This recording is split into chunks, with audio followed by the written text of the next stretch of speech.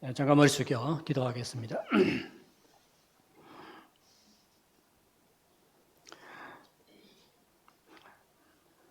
참 좋으신 하나님 아버지, 우리를 그토록 사랑하셔서 독생자 예수 그리스도의 십자가 죽음과 부활을 통해서 우리 죄를 씻어주시고 우리를 하나님의 자녀로 삼아주셔서 늘 우리와 함께 하시고 우리의 삶을 인도해 주시니 정말로 감사를 드립니다. 이 시간도 감사하는 마음으로 주님 앞에 예배를 드리오니 정말로 우리 예배를 통해서 주의 이름이 높임받고 영화롭게 되기를 간절히 바라고 소원합니다. 이 시간도 주의 은혜를 사모하여 이 자리에 나와서오니 주께서 우리에게 말씀해 주시고 말씀을 통해 우리를 새롭게 하시며 우리가 주의 은혜로 다시 한번 새 힘을 얻을 수 있도록 인도해 주시옵기를 간절히 바라고 소원하옵나이다. 이 시간 온전히 주님께 영광 돌리기를 소원하며 예수님의 이름으로 기도하옵나이다. 아멘.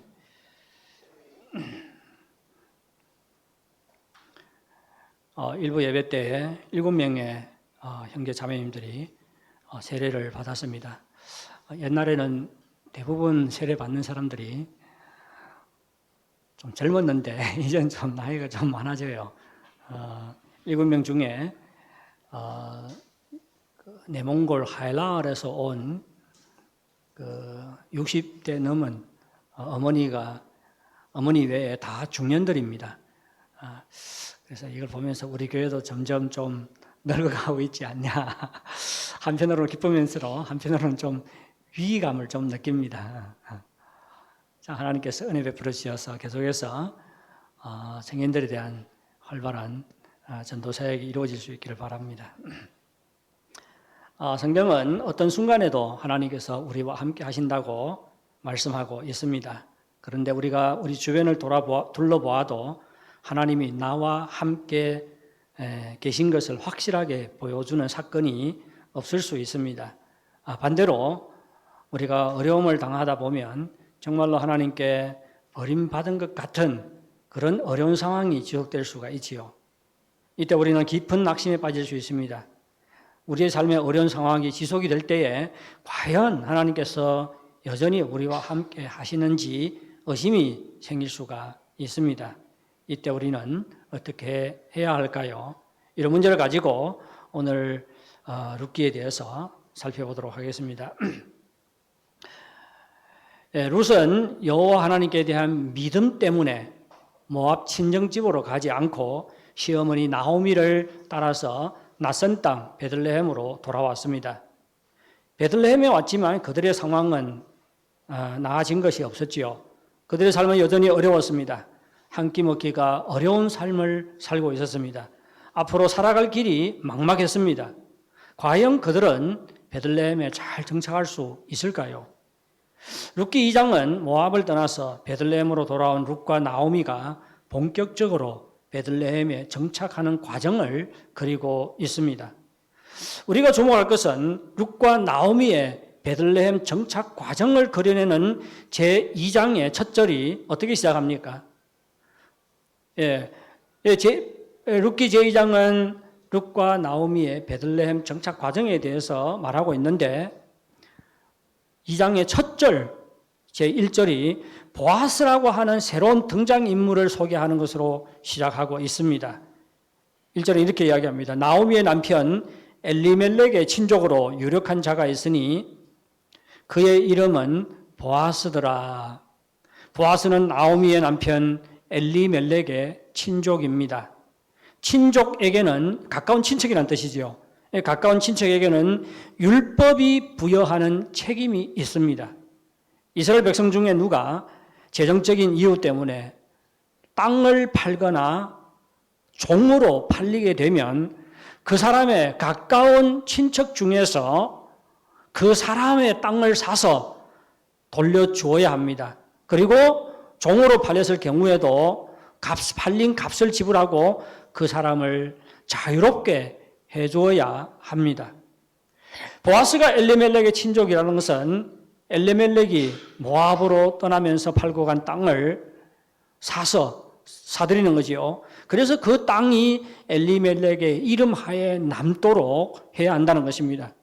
뿐만 아니라 엘리멜렉의 유족인 나오미와 룻이 생계를 유지할 수 있도록 도와줘야 합니다. 그런데 오늘 본문은 보아스를 유력한 자라고 말하고 있지요. 무슨 뜻입니까? 돈 많은 사람이란 뜻이에요.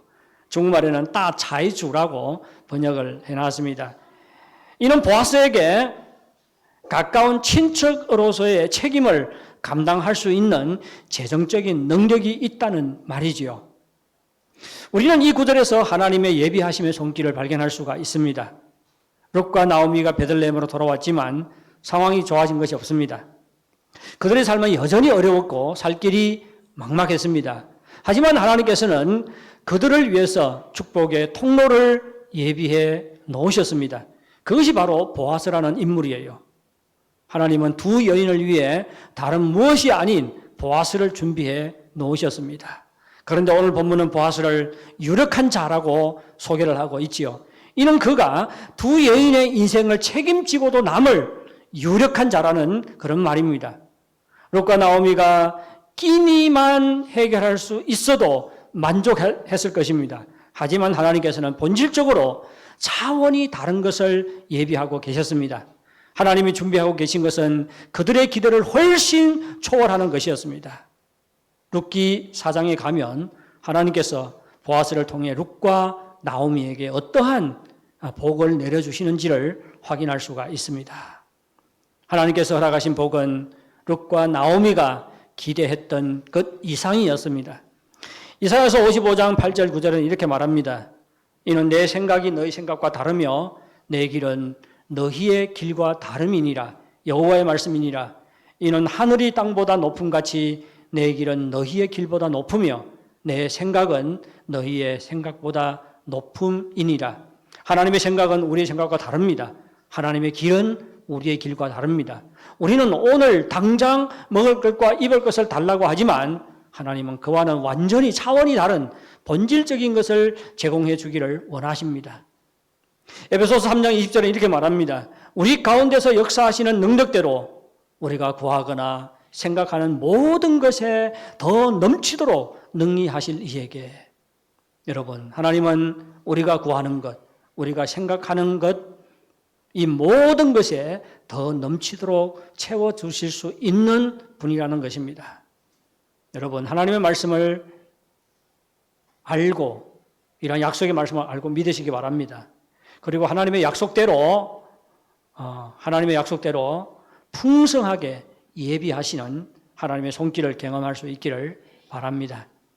저는 지나온 신앙생활을 돌이켜보면 제가 경험한 하나님의 풍성한 예비하심 때문에 감사하지 않을 수가 없습니다. 저는 북경에서 대학 공부를 했습니다. 그리고 대학 공부하는 기간에 예수님을 믿었고 대학 졸업하면서 목사의 길을 가기로 헌신을 했습니다. 한국에 와서 신학 공부를 했는데 신학 공부를 한 후에 북경에 와서 교회를 개척해서 섬겨야겠다고 생각을 했습니다.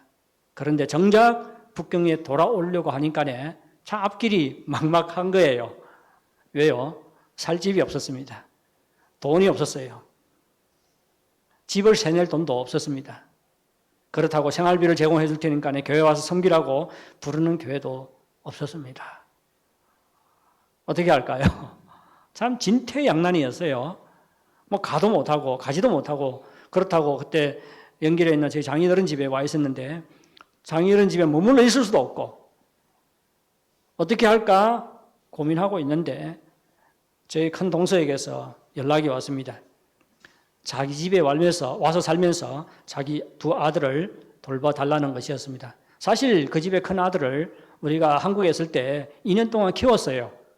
우리 큰애보다 한 살이 많습니다. 그리고 그 집의 둘째는 우리 큰애보다 한 살이 더 적어요.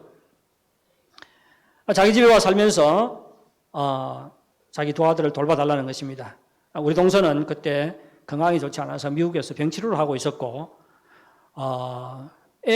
아이들의 할머니가 두 아이를 돌보고 있었는데 건강이 안 좋아서인지 너무 힘들어서인지 자기가 못 봐주겠다고 그랬습니다. 그래서 저희들에게 연락을 한 거예요. 가봤더니 화장실이 4개가 달린 큰 집이었습니다. 북경에 돌아오면 살아갈 수 있을까 고민하는 저에게 무료로 살 수 있는 큰 집을 예비해 놓으셨던 것입니다. 우리는 그 집에서 많은 모임을 했어요. 금요일이 되면 청년들이 퇴근하고 우리 집에 왔습니다. 그때 당시에 김일희 형제, 그리고 김용 형제, 정파 형제도 왔댔나요? 예, 오고 그랬지요. 예, 퇴근하고 우리 집에 왔어요. 식사를 하고 나면 8시가 훌쩍 넘었어요. 그러면 우리가 성경 공부를 9시부터 시작합니다.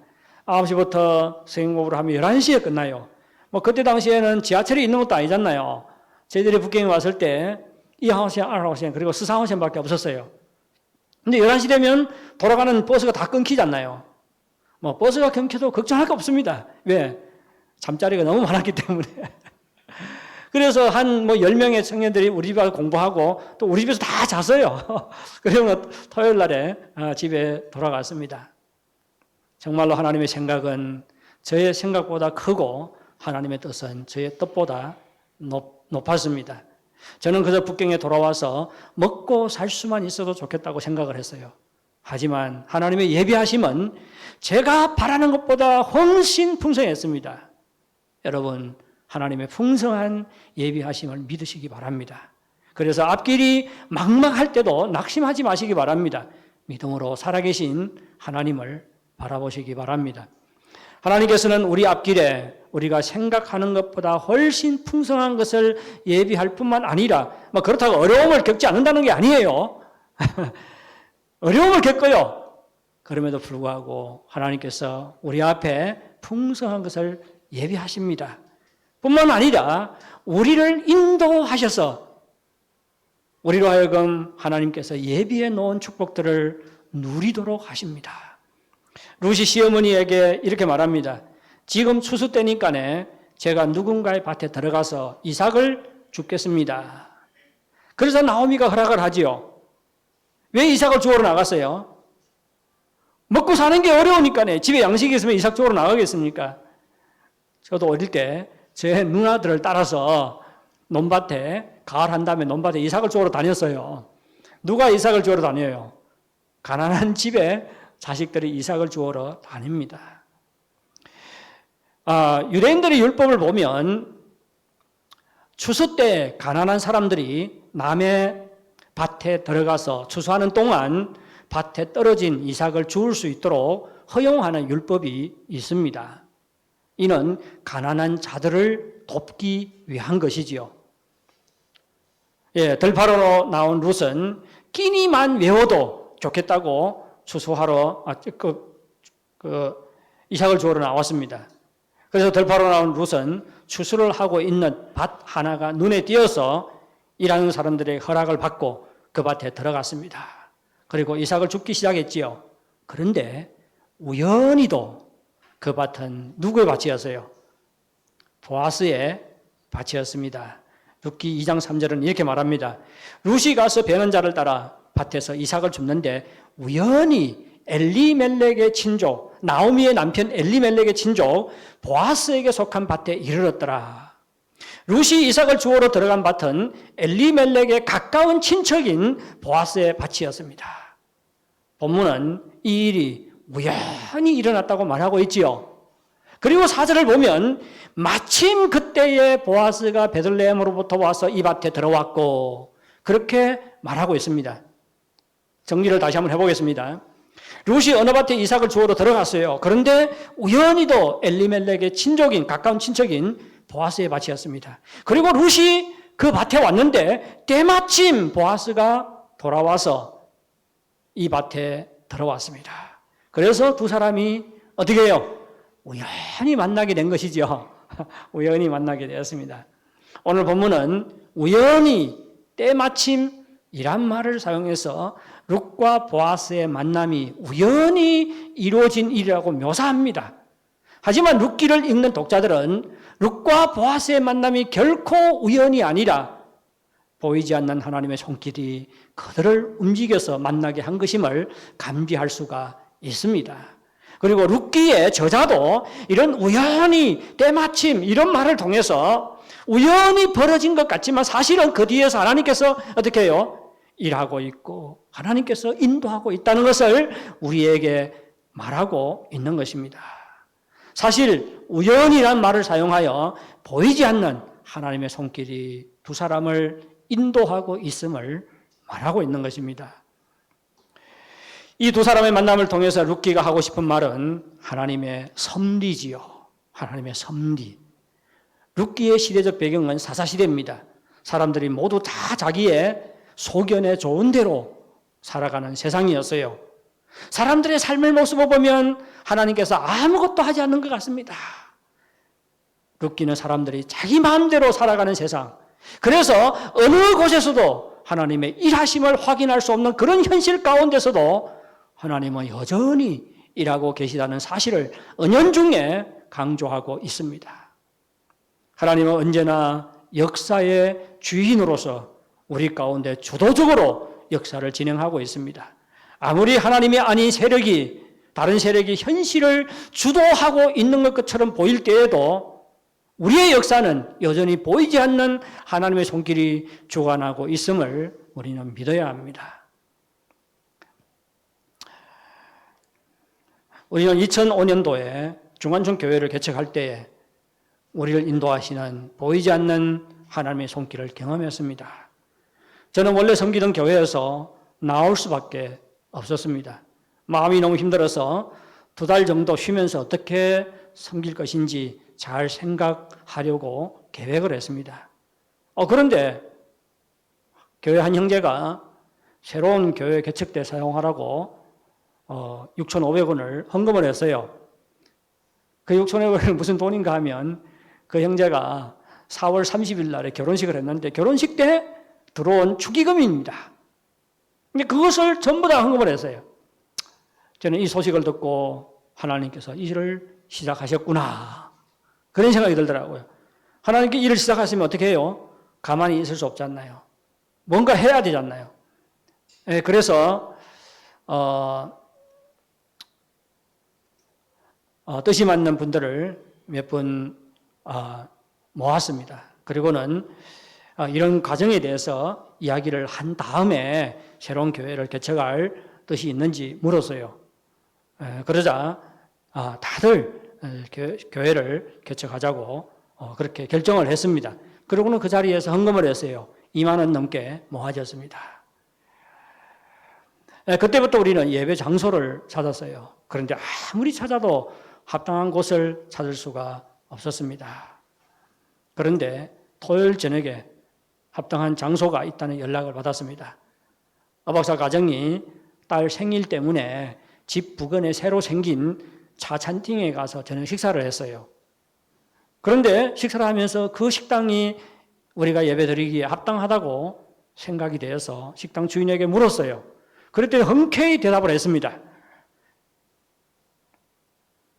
그래서 박사가 물었습니다. 비용을 얼마 드리면 됩니까? 우리가 주일날 오전에 3시간을 사용하는데, 그러니까 이분이 전에 벨기에에서 살았던 경험이 있대요. 그래서 교회에 대해서 굉장히 호감을 가지고 있는 분입니다. 돈 안 줘도 된다고, 무료로 쓰라고. 근데 어떻게 무료로 쓰겠습니까? 그래서 안 된다고 했더니 그러면 1시간에 100원 쳐서 300원만 달라고 하더래요. 박사가 이걸 듣고 너무 적다고, 300원 드리면 안 된다고, 우리가 500원을 드리겠다고. 이렇게 장사하는 분도 있어요. 그래서 그 식당에서 주일 예배를 시작함으로 중간종 교회가 개척이 됐습니다.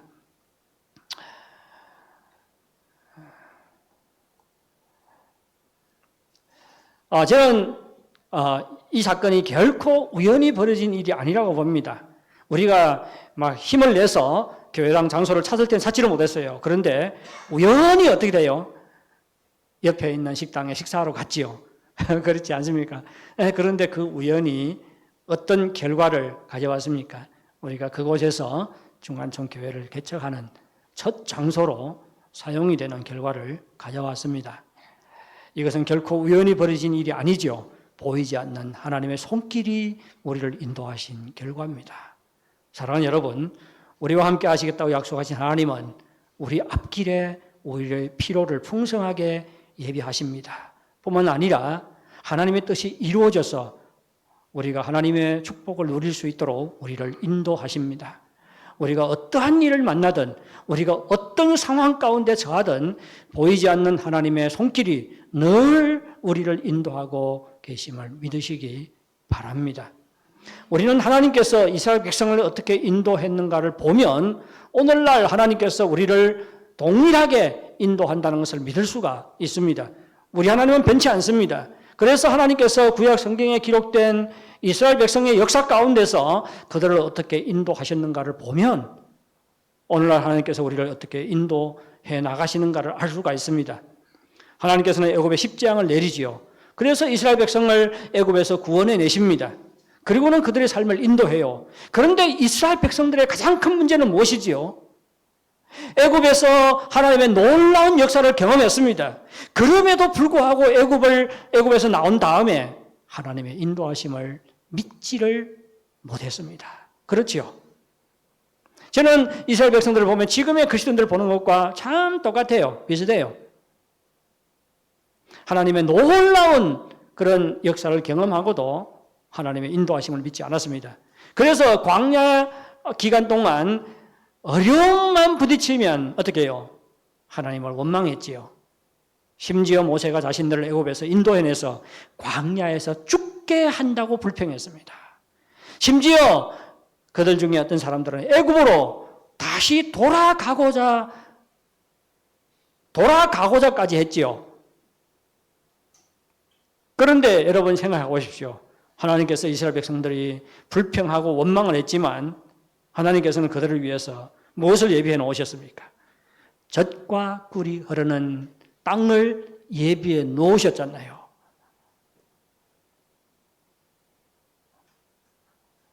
그리고 그 땅으로 이스라엘 백성을 인도해 가고 있었습니다. 하나님은 보이지 않았어요. 하지만 보이지 않는 하나님의 손길이 이스라엘 백성 광야 생활 내내 그들을 인도하셨습니다. 이스라엘 백성을 구원하신 하나님께서는 끝까지 그들을 책임지고 그들을 인도하셨어요. 마찬가지입니다. 우리를 구원하신 하나님께서는 끝까지 우리를 책임지십니다. 우리를 인도하셔요. 하나님께서 독생자 예수 그리스도의 십자가 죽음을 통해서 우리를 죄와 죽음과 저주에서 구원하셨는데, 그래서 우리를 하나님의 백성과 자녀로 삼아 주셨는데 어떻게 우리를 인도하지 않겠습니까? 과거에 이스라엘 백성과 함께 하셨던 하나님께서 동일하게 우리와 함께 하시고 우리를 인도해 가십니다. 우리 앞길에 풍성한 은혜를 예비하십니다. 그리고 늘 보이지 않는 손길로 우리를 인도하십니다. 우리는 이것을 믿어야 돼요. 이런 믿음이 없기 때문에 늘 흔들리는 거예요. 늘 낙심에 빠지고 불안하고 절망하는 것입니다. 우리는 이것을 믿어야 됩니다. 이스라엘 백성의 역사가 이것을 말해주고 우리가 지금까지 살아온 신앙생활의 경험이 또 이것을 말해주잖아요. 뭐 여기에 대해서 말하면 끝이 없어요. 끝이 없어요. 저는 중앙정교회가 개척이 된 다음에도 그때는 참 어려웠어요. 모임 장소가 합당한, 거기서 두 달 동안 딱 모였거든요. 2달 동안 딱 모여서. 근데 언제 쫓겨날지 모르잖아요. 그러지 않습니까? 그 사람들 쫓아내는 것보다도 위에서 와가지고 또 쫓아냅니다. 일부 예배 딱 하는데 또 누가 또 제복을 입은 사람이 문을 열고 들어오더라고요. 사람 너무 많이 모였다고.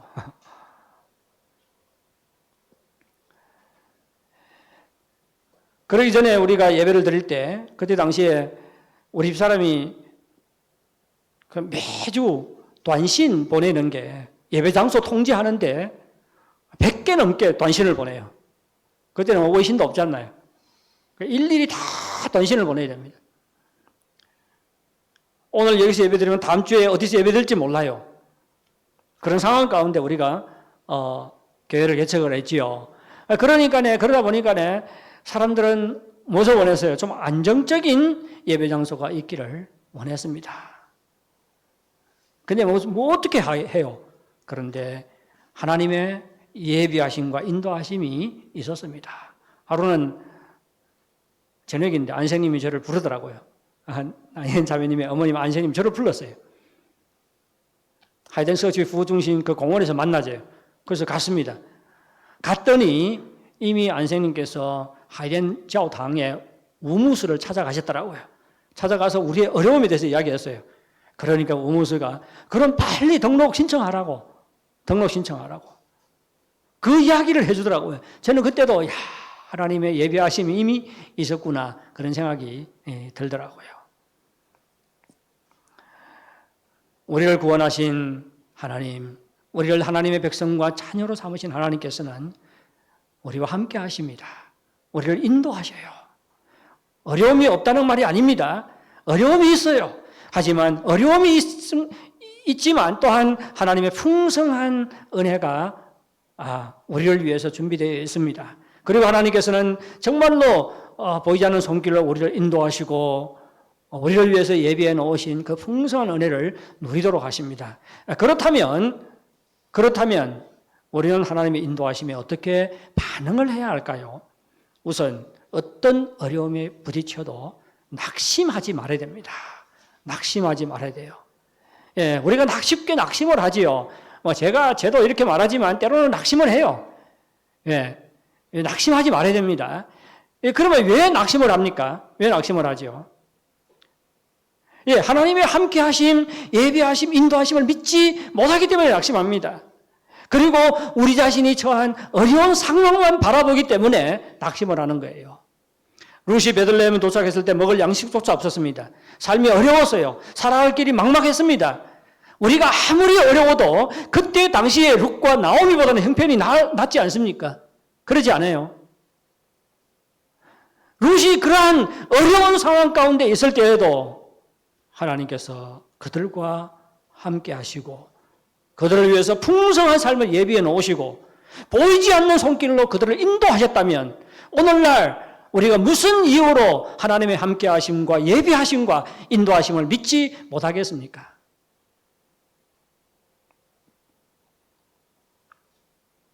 우리가 아무리 힘들고 고통스러운 상황이 처한다 할지라도 하나님의 예비하심, 인도하심을 믿으시기 바랍니다. 그래서 어려운 상황만 바라보며 낙심할 것이 아니라 보이지 않는 손길로 우리를 인도하시는 하나님을 바라보고 의지하시기 바랍니다. 이때 우리의 마음의 불안을 떨쳐버릴 수 있습니다. 낙심에서 벗어날 수가 있어요. 상황은 어렵고 앞길이 어둡지만 여전히 소망을 가지고 우리 앞길을 걸어갈 수가 있습니다. 두 번째로 우리는 작은 일에 최선을 다해야 합니다. 우리가 어려움에 부딪힐 때 낙심하지 말아야 할 뿐만 아니라 우리가 할 수 있는 작은 일에 최선을 다해야 합니다.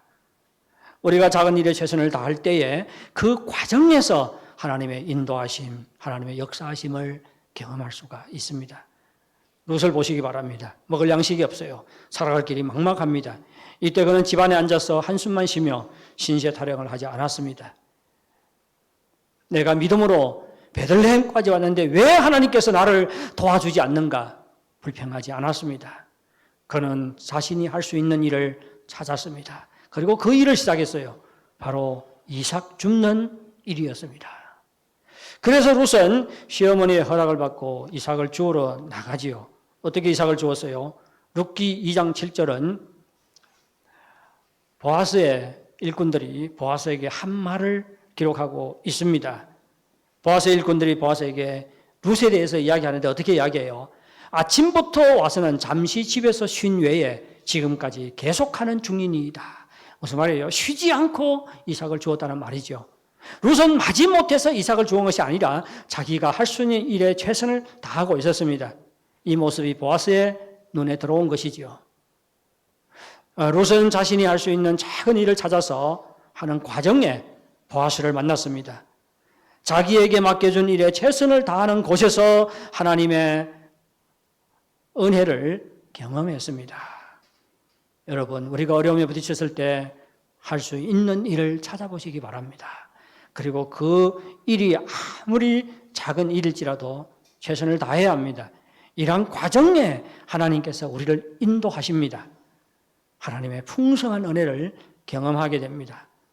사랑하는 성도 여러분, 하나님께서 우리와 함께 하신다는 분명한 증거가 없을 때에도 하나님께서 우리와 함께 하심을 믿으시기 바랍니다.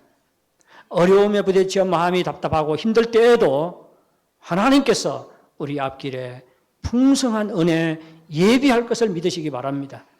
살아갈 길이 막막하게 느껴질 때에도 보이지 않는 하나님의 손길이 우리 앞길을 인도하심을 믿으시기 바랍니다.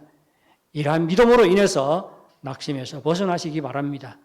할 수 있는 작은 일에 최선을 다하시기 바랍니다. 이러한 과정이 하나님의 크신 은혜, 크신 축복 경험할 수 있기를 바랍니다. 우리 다 같이 찬송가 오 놀라운 구세주 찬송가 391장입니다. 통일 찬송가는 446장입니다. 이 찬양을 같이 부르도록 하겠습니다.